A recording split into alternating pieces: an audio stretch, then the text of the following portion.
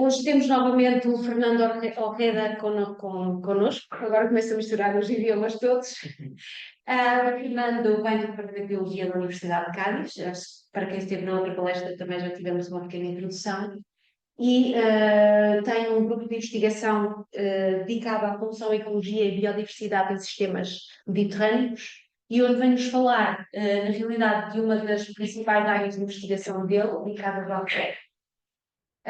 Falarmos sobre Wildfires in Broteriana, e a palestra vai ser em inglês porque temos precisamente pessoas online, estrangeiras, e assim permite-nos alcançar toda a gente. Eu creio que não haverá problema. Então, passo a palavra ao Fernando. Muito obrigada por a oportunidade de nos dar esta palestra. Obrigado. Okay, thank you everyone for coming. I was here a few months ago talking about philosophical, that is one of the research lines that I'm working on. And today I'm going to work about a topic that is very critical for Europe, in the Mediterranean, but particularly in Portugal and Spain. That is fire in natural ecosystems, whether fire is a natural process or is an ecological disaster. Well, when there are wildfires and we hear about fires in the news, we always get shocked by the effect of fire, and always is kind of comfort in anthropocentric things. I mean, fire obviously kills people, destroys houses, threatens the economy, and from that point of view, fire is negative. But I know here in Portugal, and I'm sure it will happen, but in Spain, and particularly in my community, when summer comes on, they want to to conscientiate people about the risk of fire. You get messages like this one, Andalusian landscape, they're wonderful, protect them from the worst enemy, fire. All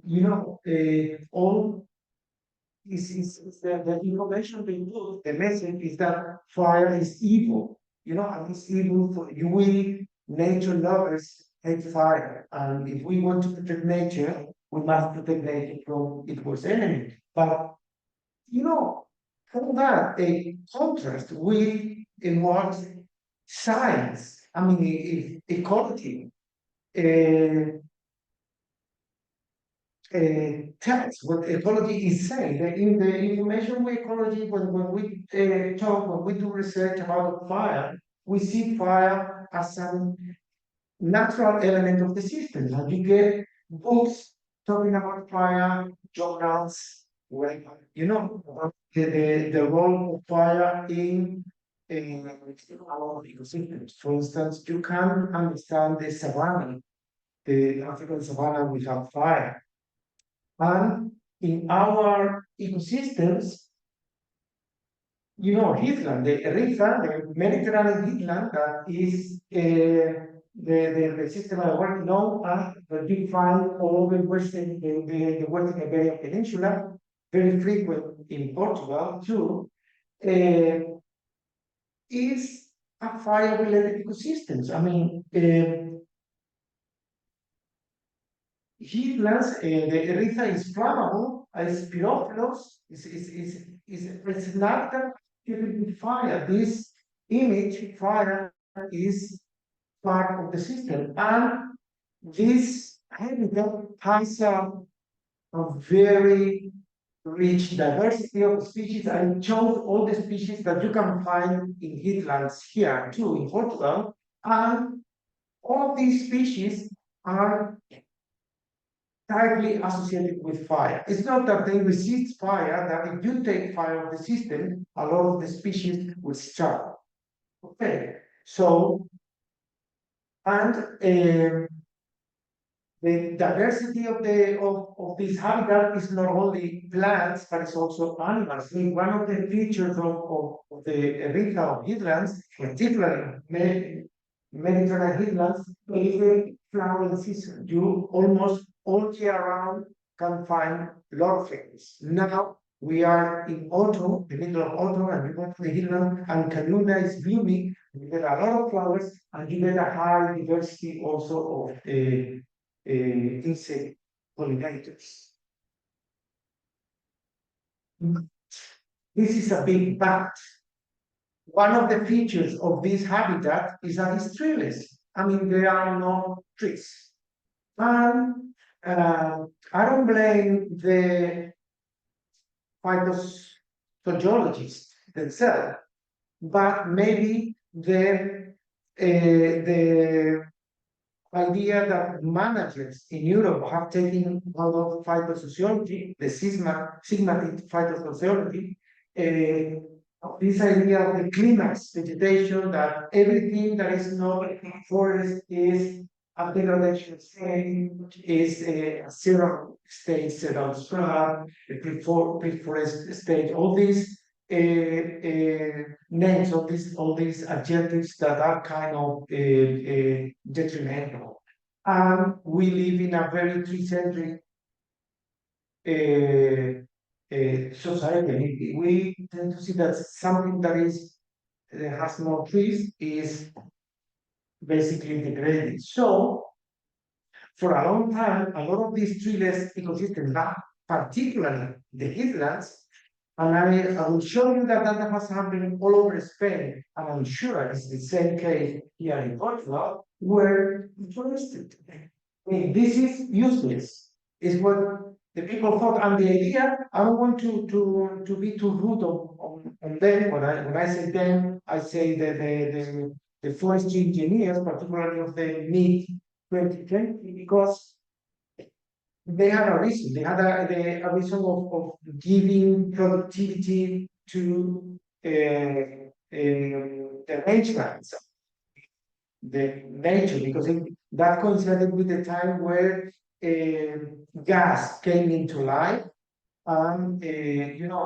charcoal was no longer profitable, and all of a sudden the montes, the wild lose a lot of value. So the importance, because as you know, peatlands grow very nutrient-poor soils. This is very the carbon to nitrogen ratio is very high, so it's not palatable. You can feed animals here. The only animals you can feed is pollinators, bees, for instance.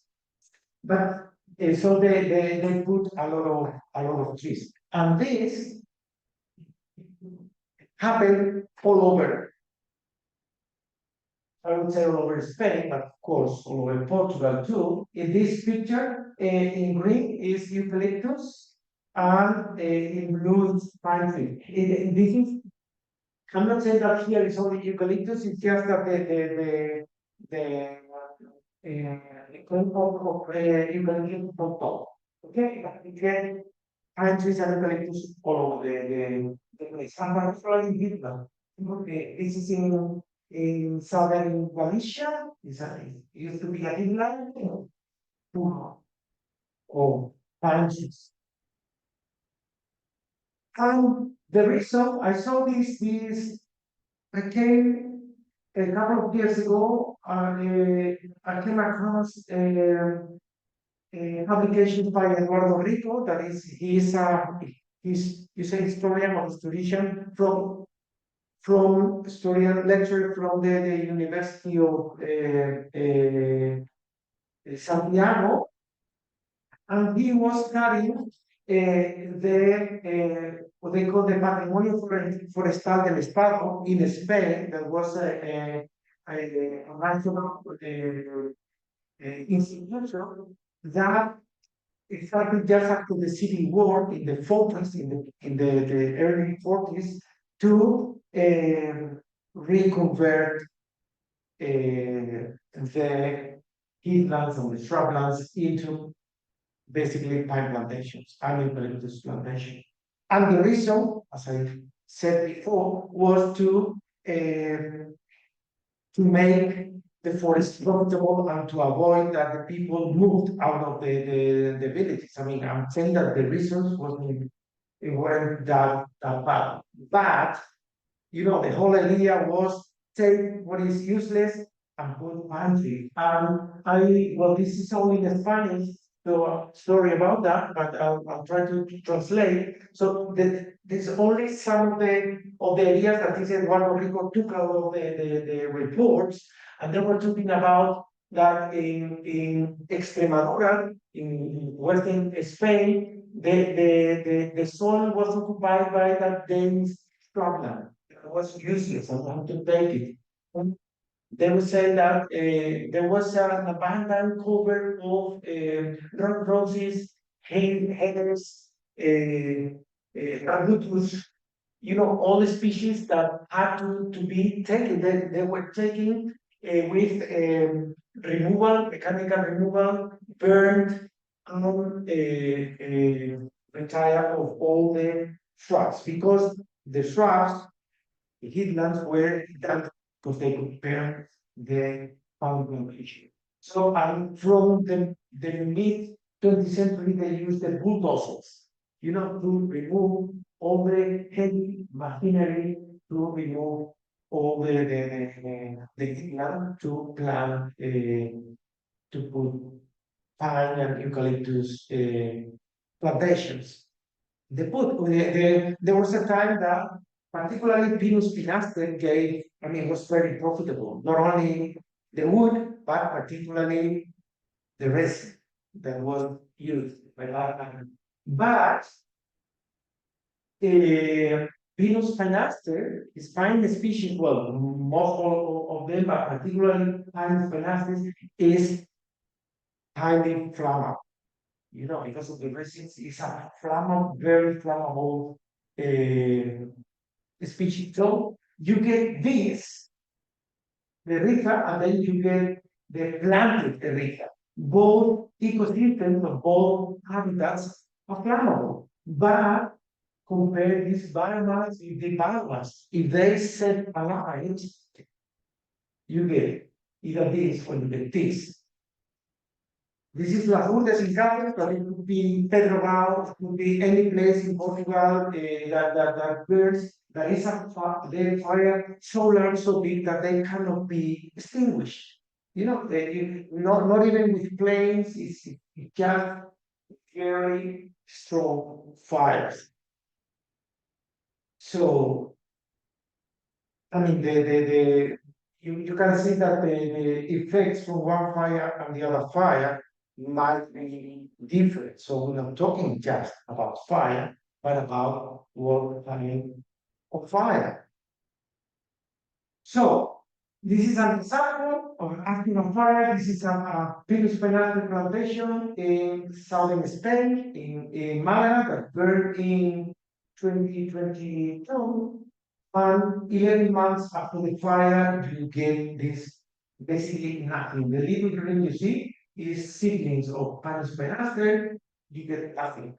And you know, you blame that on fire. You say, well, fire is destructive. And even this is from Ecologistas en Acción, is not ecological, ecologist association in Spain, talking about the consequences of the wild forest, and they say that wild forests are bad because they cause environmental damage, they erode the landscape, they destroy the plant cover, they degrade the habitats. You know, they kill animals, and of course, they cause soil erosion. And this is an important thing, soil erosion. Look, yeah, after the fire, the engineers put, because this is in the protocol, after the fire, they cut a lot of trees around here, and they put like that to protect you know, because after the fire, the plant covers loss, so the soil are naked, and you get with the rains, you get soil erosion and soil loss. So they try to put that, and this is the you know, like the downside of the big side of wildfires. After the wildfires, you get something that is even worse. That is soil loss, soil erosion.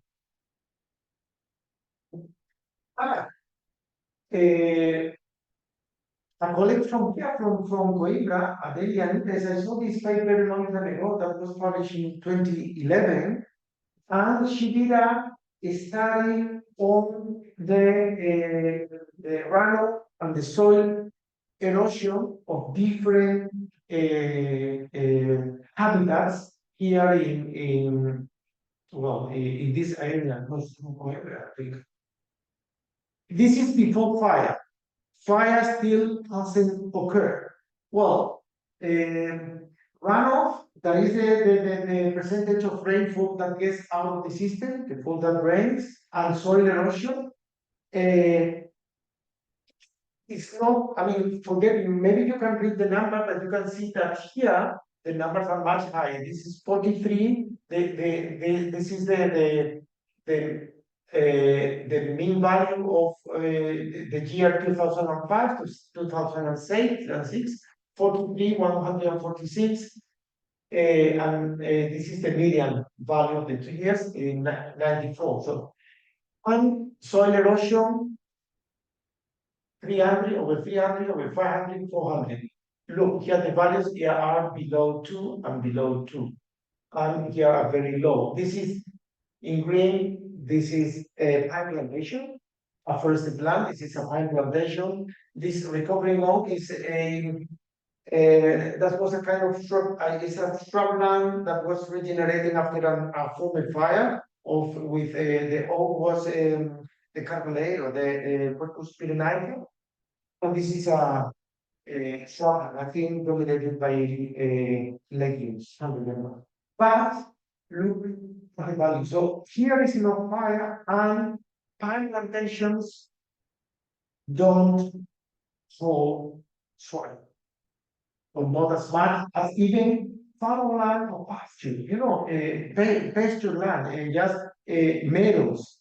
They keep more soil than pine plantations. Okay, still no fire. A study we did a long time ago in southern Spain, looking at the afforestation of Mediterranean heathlands. We look at the pair sites where we have heathlands and pine plantation, you know, in similar conditions, and we could see that the plant diversity in the pine plantation went lower, and the endemic element of this diversity will drop even more. More recently, we also found that for insect pollinators. Although with pine plantations, there is a drop in insect pollinators. So still no fire, and pine, you put pine in the system, you plant pines, and you get erosion, diversity, and most of the erosion. Okay, let's fire count. Let's fire count, and in a heathland, in the Eritrea, you get fires, of course, you get fires, and after the fire, you get this. You put that in the newspaper or in the news, and people, I mean, like that experience. I mean, everything looks like it's strong. But this is the same place 2 years and a half later. You know, and in all this time, I mean, from the just after the fire, you get changes, and you get flora and fauna living living there. This is another place on a slope, and this is a track. I make this photograph picture because I want to put emphasis on the soil, the soil here.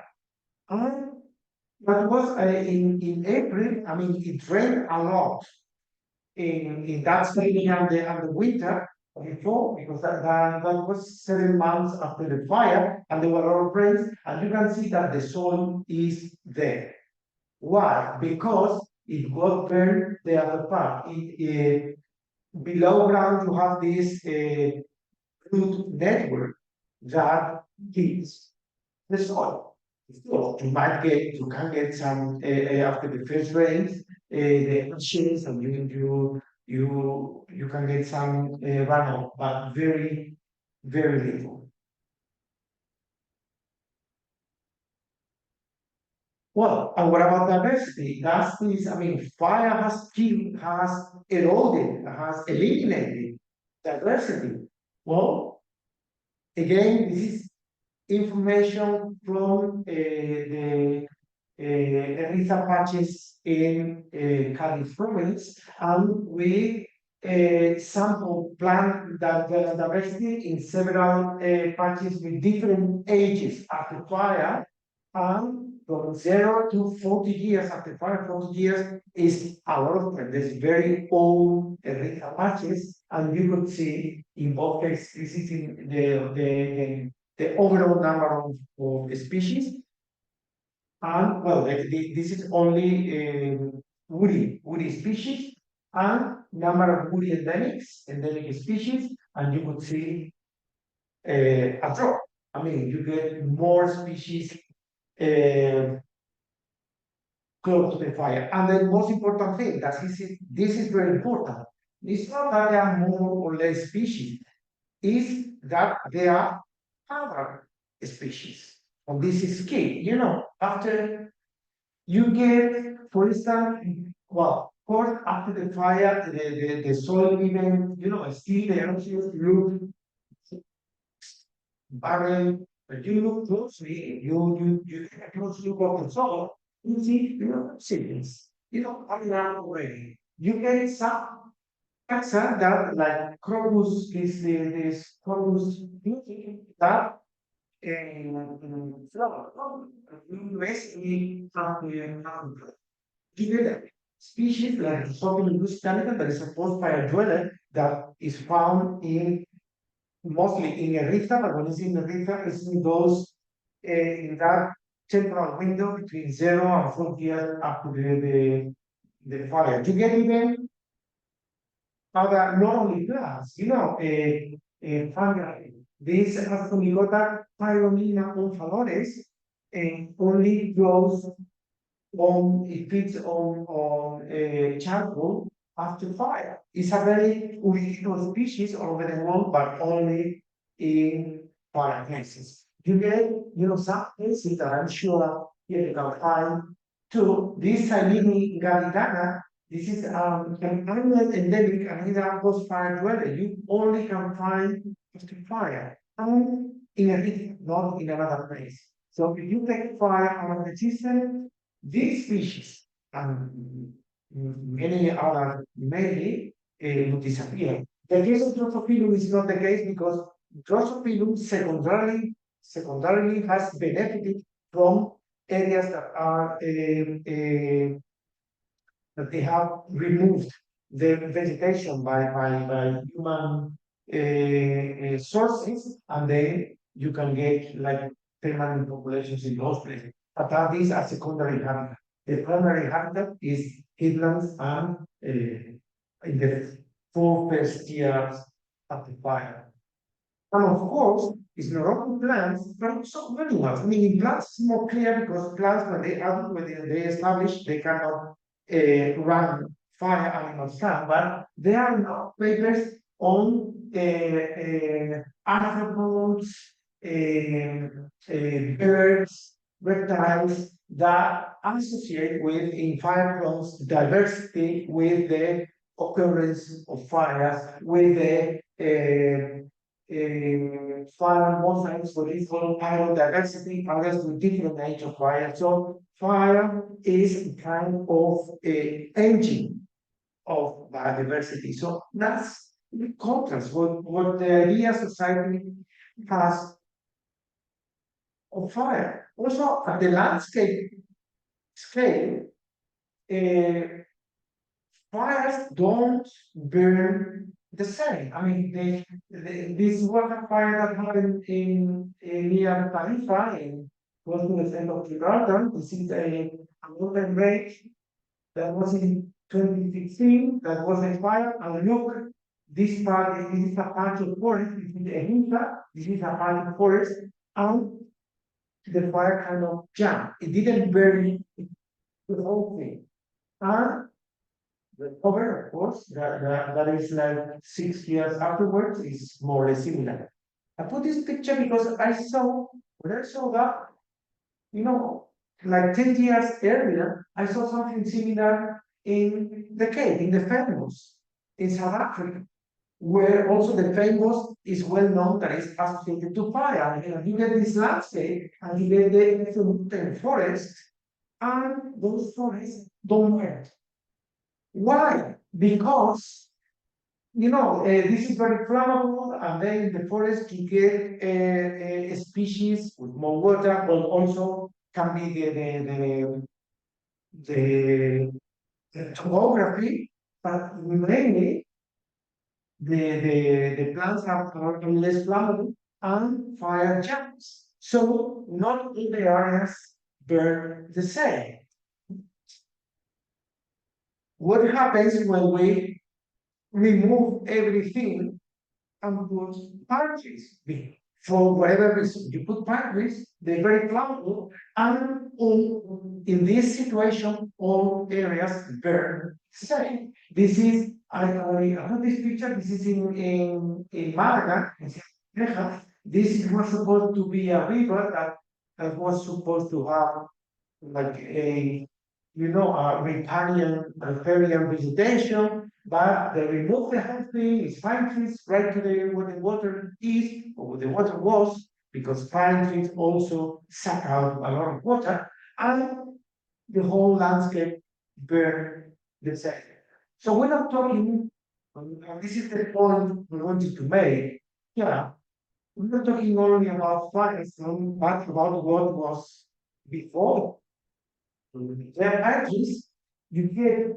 This is here is Portugal, but we could put Portugal here, or have been in a Bengal area, and they are great forest fire. The forest fire, I think, a great forest fire is larger than maybe 500 hectares or 1,000 hectares. Well, now all the fires that are here in Portugal, most of them are larger than 2,000 hectares. Well, here you get a lot of large fires, a lot of Galicia, but everywhere. But when you look at, I just want to point out some of them. This is Riva de Salices in Guadalajara. Here, five volcano, and look, all pine plantations. This more recent in Zamora, that was more 5,000 hectares. That's hell of a lot. And most of it are plantations. Sierra Bermeja are plantations.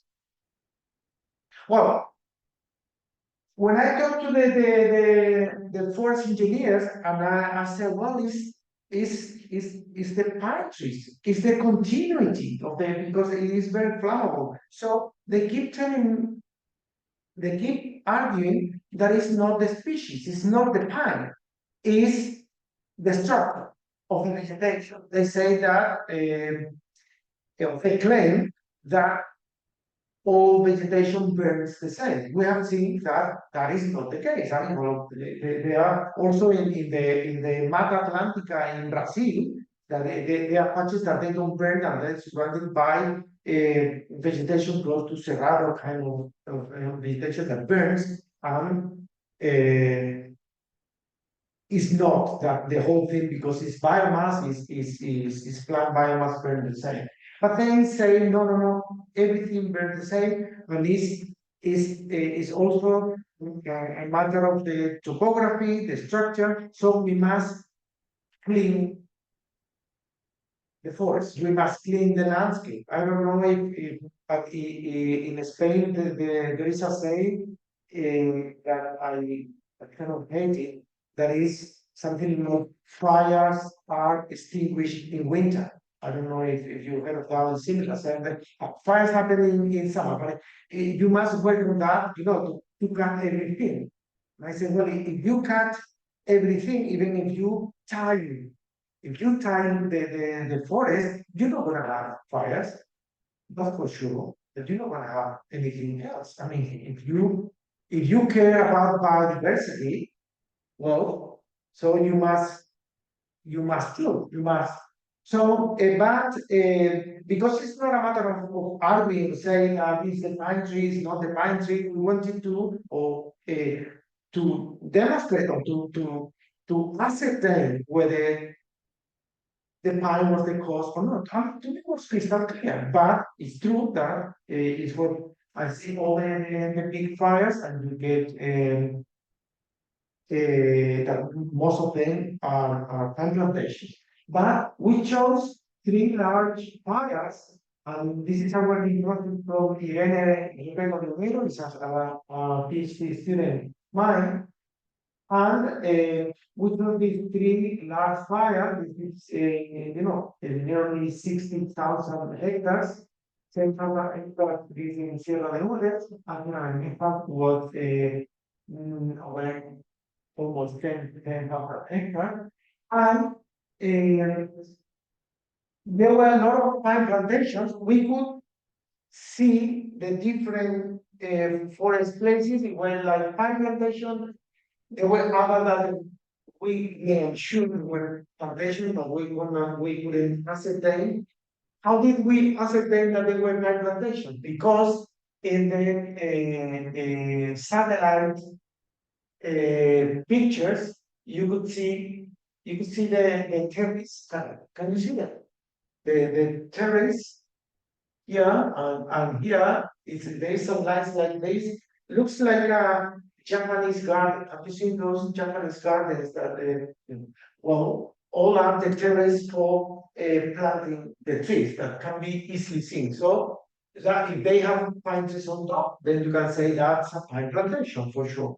In other that you could see that there were pines, but you couldn't see the scars of the terraces. Well, instead were pine forests, other were oak forests, other forests that be maybe olive orchard or other kind of forest, not quercus, and shrubland. So we could distinguish the landscape scale between these 5 type of woodland woody vegetation. So we looked at the normalized variation into detail of this, but this is something, it's like the NDVI, you can get by the reflection, can get be recorded by the satellite, and you can see the status of the vegetation. So you can get the normalized ratio ambient previous after the fire, and you have immediately after the fire. And we also do 1 year, and I'll tell you now why. 1 year after the fire, not immediately. So if you get the delta MBR as the MBR just before the fire minus MBR after the fire to get this delta MBR, and this is a proxy very well. I mean, it's very widely used a proxy for fire severity. And then we also use we got as a proxy for early recovery. I mean, to see what happened 1 year after the fire, we use MBR 1 year after the fire minus MBR in the common product amplifier divided by the delta to normalize the severity.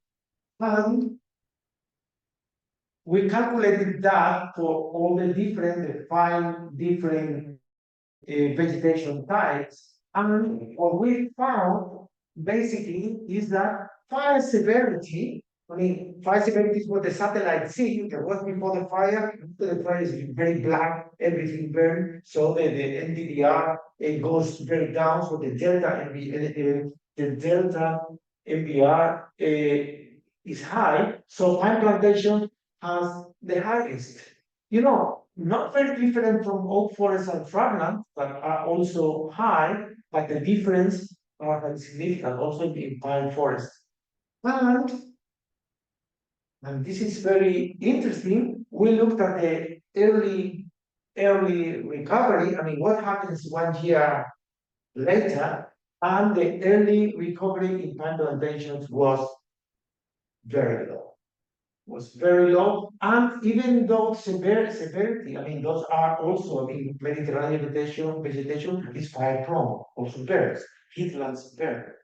But you get that recovery, early recovery is very high. And these are, I'm not going to get also into the models, but these are the different effects, fire severity, and you can see that pine plantations has a strong effect, so the species is important. So most of the fire severity in this large fire are mainly explained by what burns. That is, I don't with what people are. This is the thing I saw in the newspaper. It's in Spanish, but I'll translate it. Say they saw matches. And they were surprised that they didn't go. This also, this is a journalist, very good and very famous in Spain. And I said, hell, this is, all the talk I've given is just this. And that's it. Thank you very much.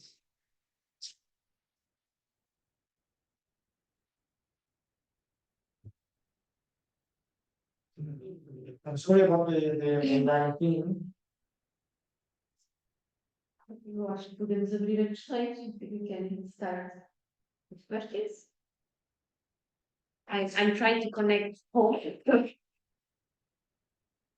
Pero ¿por qué no has hablado de los eucaliptos? Good question. What I say about pine trees applies to eucalyptus. But, I focus on pine trees because one of the things that the engineers say or people sustain is that, hey, pine trees are native. Pine trees is a native species. Pinus pinaster is autochthonous to the. So you're talking about natural vegetation, and I say, well, it's native, it's true, but it's a domesticated species, and it's being ecologically transformed. I'm sure there were pine forests in nature before humans started to plant them everywhere. But I put the focus on that being a native species. But what I'm saying for pine trees here, you can delete the word pine and put eucalyptus, and it's the same.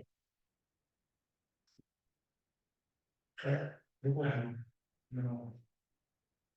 I don't know if I saw a hand there before or not.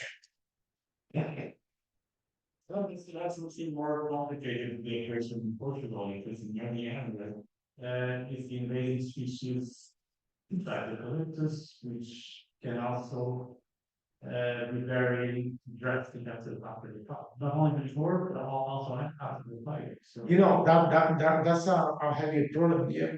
Maybe you're talking about acacias, Yeah. talking about hechias, actually, yeah. that they happily after the fire. And Even in the example we gave about the oaks recovering quite well after the fire compared to the pine trees. In here, if you put the invasive species in the equation, they'll be the ones that are there. Yeah. after the fire. So it's even worse because also those species are also very flammable. So they're gonna take fire too. Yeah.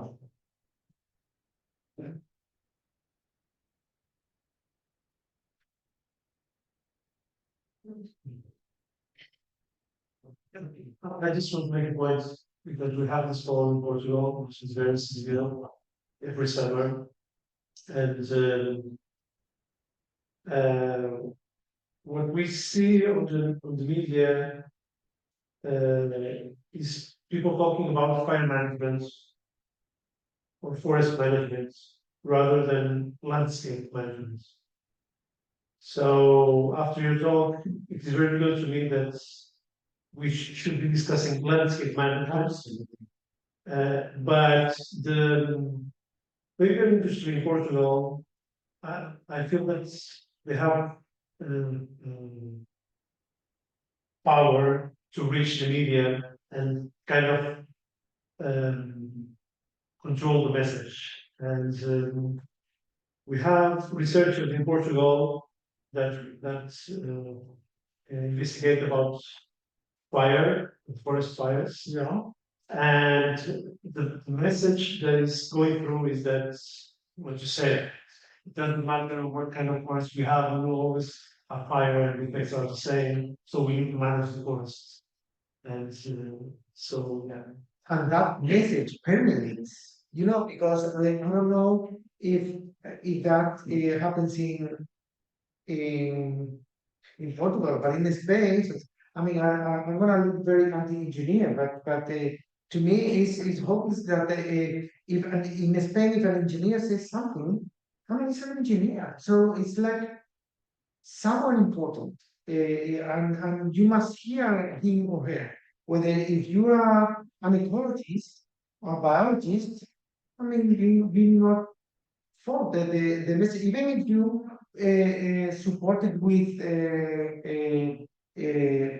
you know scientific research whatsoever. So in Spain they have this message of you know the forest engineers, they not all of them are well, it's like saying I'm not a racist, I have black friends, I have friends forest engineers, but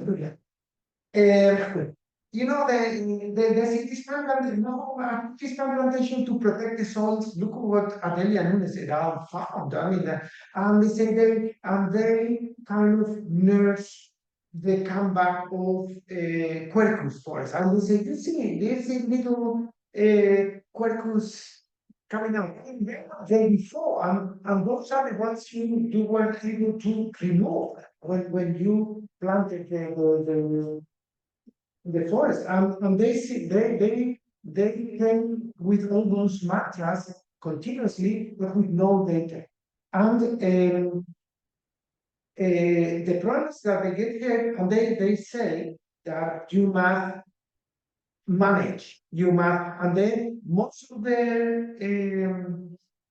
their protocols that are right are for silviculture. Of course, if you have a plantation and plantations are needed, I'm sure they give jobs. Paper, well, fortunately, paper is no longer that much needed, but also you are seeing here. I mean, Portugal produces a lot of logs also to produce pallets.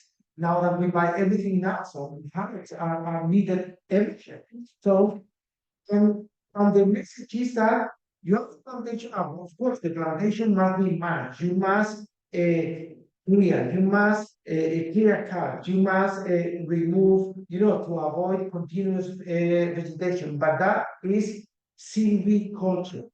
And they extend that because they say that everything burns the same. Even you have a Quercus pyrrhica forest, and then they just get everything down, or a quercus locus forest, or and they because you must manage, you must clear. Of course, I mean those forests, parasympathetic forests, they're not gonna appear. If there's a fire, they're gonna jump, or they're gonna stop the fire. They're gonna so landscape management is very important. I mean, you see the landscape here in Galicia too, in Galicia and Spain, you see hills. Bang, bang, bang, bang, bang, bang, bang. You see, well, I mean, if a fire starts, that goes continuously. And but there, the main problem is human. That people get killed. You get villages there, and the houses are gonna get burned, and poor people are gonna die. But for biodiversity, the whole thing was bad already before the fire. So that I think that message is important. And of course, time plantations are needed. They give jobs. Well, they give money not to everyone, they do to some people, but they need it. But it's not. I mean, other story that I have not talked about that is carbon sequestration. That they say now they claim no, you get a lot of carbon. No, listen. You corporate cannot really fix, but if that burns, that goes down. That happens also in the headlands, but the recovery, the net gain is higher, and everything gets in the soil. That also happens. But the carbon sequestered in pine plantation in the soil is nothing. It's very little. But now the new idea for them is carbon sequestration. People are fantastic stuff. I was thinking about there are some places, for example, I think it's in Spain called also Puerta Fuegos that exists where or under power lines where you cannot have high precipitation because of the fires Like after 5 breaks, yeah, exactly. or on villages. So in those three situations, it would be great to have low vegetation with low fuel, but very thick that it's not invaded, but it helps to control the fires. Well, The question, could it be done could we restore peat ones that are thick enough that they are not easily invaded by other species and could help to control? So to have green puertafuegos, something like that. yeah, but the green cortafuegos, the heathland wouldn't be a good cortafuegos because heathland is fire prone too. It burns. No, I would think of more landscape mosaic because I mean fire breaks for large fires. I mean they appropriate to for the firefighters to attack the fires to get to places. But when it's a large fire, I mean fire can jump. And then of course they can jump fire breaks. They help, of course, and we need it, but is I mean, with that, you can you get wider fire breaks, you get a high amount of fire breaks, and you can solve the problem of getting fires out of control. But you don't solve the problem of biodiversity. And the thing is that how many, because that thing, I don't know, I want to study that. I want to say that I'm a researcher, I'm not a manager, and I always admire managers because they are just interested in understanding nature. So maybe all those time plantations are needed. If they are needed, because otherwise Portugal doesn't work and get a lot of job losses or whatever, then the way to do is to control that. But maybe, no, there are some pine plantations or eucalyptus plantations that are no longer needed that they need and they penetrate and they are the most dangerous. So, but what to do? Yeah. See, I want to know your thoughts on the things that we see a lot on Portugal now after fires, and like even in companies doing like rebuilding and making a lot of forest plantation of one species, sometimes calling it ecological restoration, which is wrong. What are your thoughts on that, on the way we are behaving? Yeah, this is the Stuff. To try somehow. This is in Spain is just the same.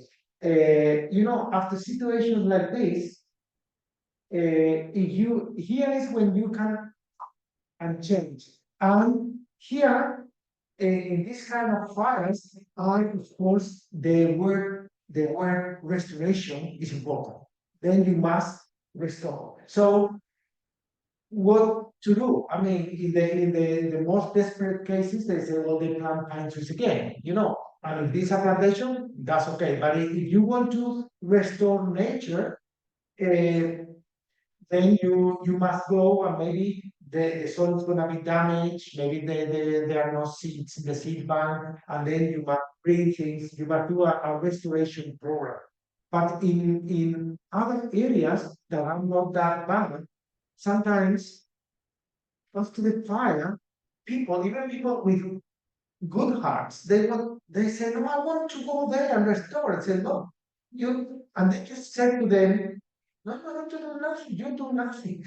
Do nothing because that doesn't need to be restored. And they get, so the important thing here, and we must do as researchers, is communication, outreach, to explain to them the important, and of course, there are some management measurements that is maybe because then the people with goats put all the goats and they eat all the recovery, you must control the amount of animals, that. But other important thing is that people after a fire, they want is this idea of pressing the fast forward. That's you put something, to accelerate the succession. To the familiar, from time zero, there is biodiversity. There are species that are gonna be there in those windows that later on they're gonna be. So if you could make a fast forward, you are denying the existence maybe of species that could enjoy that bird landscape. Another thing that is done I get nervous of that they keep doing after a fire, a forest fire, they cut everything.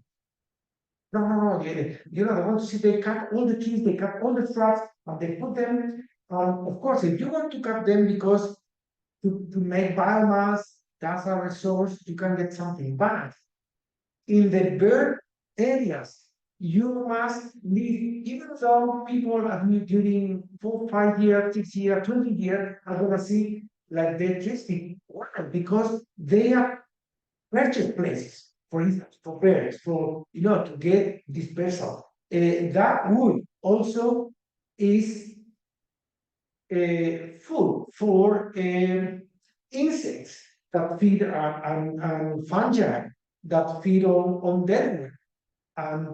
If you have that, maybe you are denying woodpeckers. The woodpeckers go to those trees or those areas and eat the larvae of coleopterans or whatever that are living there. And also it allows, the birds or the other animals to help the natural regeneration. But of course, it takes time. I mean, don't go to the fast forward because then you're losing out. Yeah, the problem in Portugal sometimes that there are opportunities like invasive again or invasive species that already are in fast forward, that the ones that belong. Yeah, well, the only thing here, one restoration mean might be when you get little hackias, so that can be, with volunteers or whatever, just pulling them out. Yeah. Yeah, but the invasive species that, particularly acacias and hackias, they are.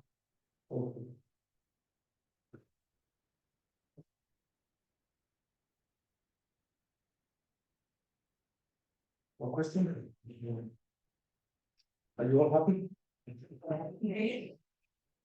I'm trying you to convincing manager because here every year we get large hires in the forest and so this conversation are going to change. And nothing change more like this plan with the game.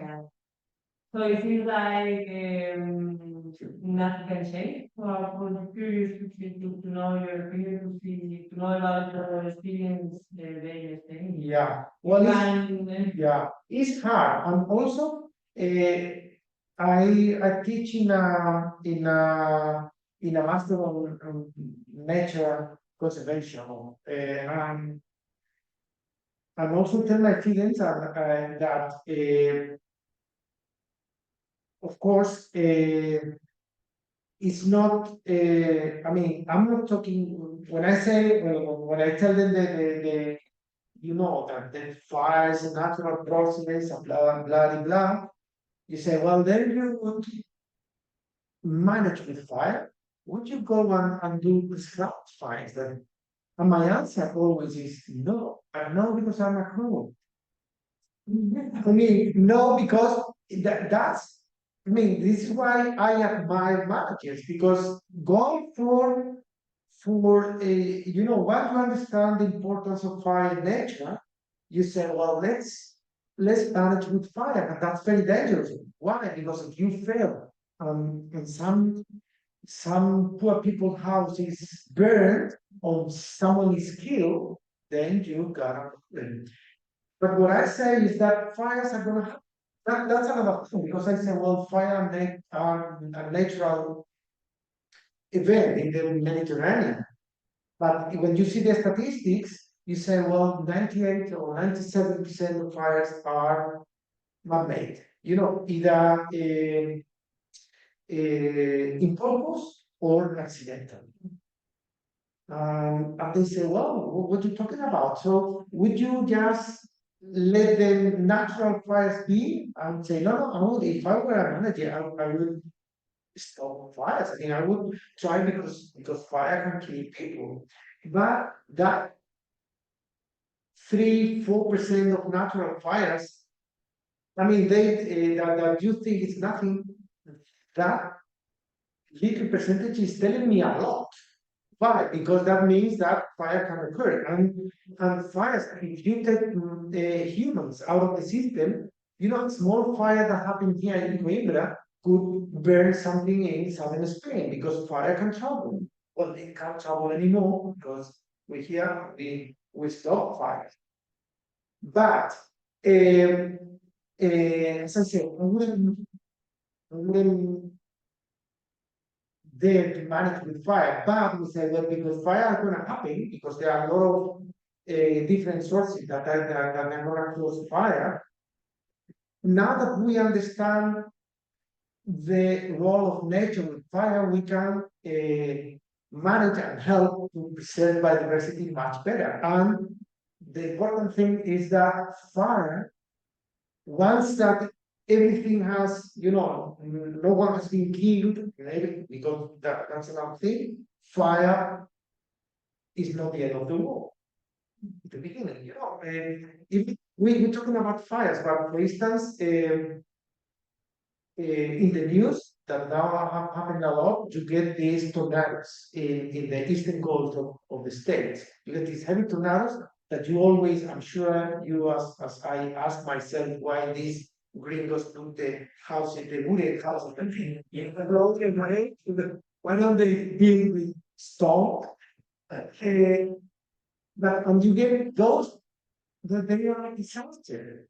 But those tornadoes, those hurricanes, they explain the biodiversity of those forests. If those tornadoes wouldn't happen anymore, that a patch of forest in Florida, southern Mississippi, they would suffer that breaks the whole forest once every 20-30 years in the fire. That explains the biodiversity. If that wouldn't happen, you would get, you know, an overdominance of certain species and other species that are in more clear moments they can appear. So disturbance is part of nature, of fire is that. The problem with fire is this, that we have created, I mean, imagine what we have done is we have created a boreal-like forest in a Mediterranean environment. And then we get this crazy wildfire.